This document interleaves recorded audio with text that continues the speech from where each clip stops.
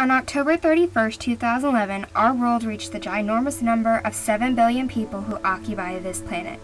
However, with this number, people have been getting more worrisome about overpopulation causing an extreme decline of resources available and environmental deterioration. However, with the depletion of recent birth rates happening all over the world, countries may need to change their views on overpopulation in order to save humanity from a worldwide economic crisis.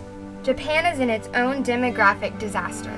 A city in Japan is experiencing major population decline. 5 decades ago, there was 1,250 children. Now there's only 37 children. Cities all over Japan are experiencing the same problems, which is depletion and birth rate. And in most of these cities, more than half of the population is actually over the age of 65. When that generation of 65-year-olds pass is when Japan will really start to see the number of their population fall drastically.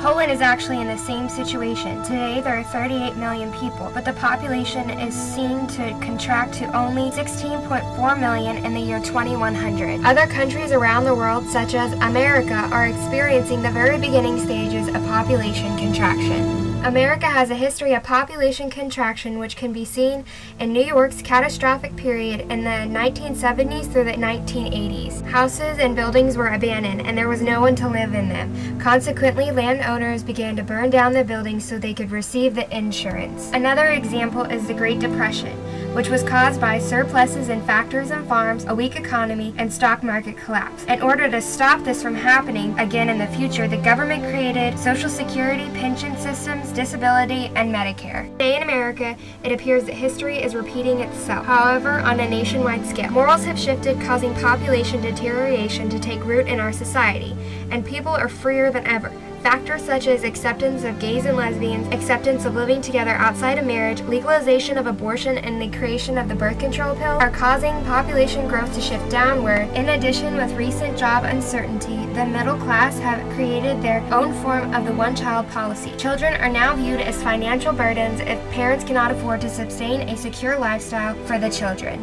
The problem in America is our government has created Social Security, pension system, disability, and Medicare in order to prevent the Great Depression from happening again. However, these systems only work if there is a certain number of people in the working class working for these systems. And today the ratio of working people to people depending on these systems is uneven and will begin to get more uneven as birth rates decline. These systems are the backup plan in order to prevent another Great Depression. And today they're showing the beginning signs of a catastrophe waiting to happen.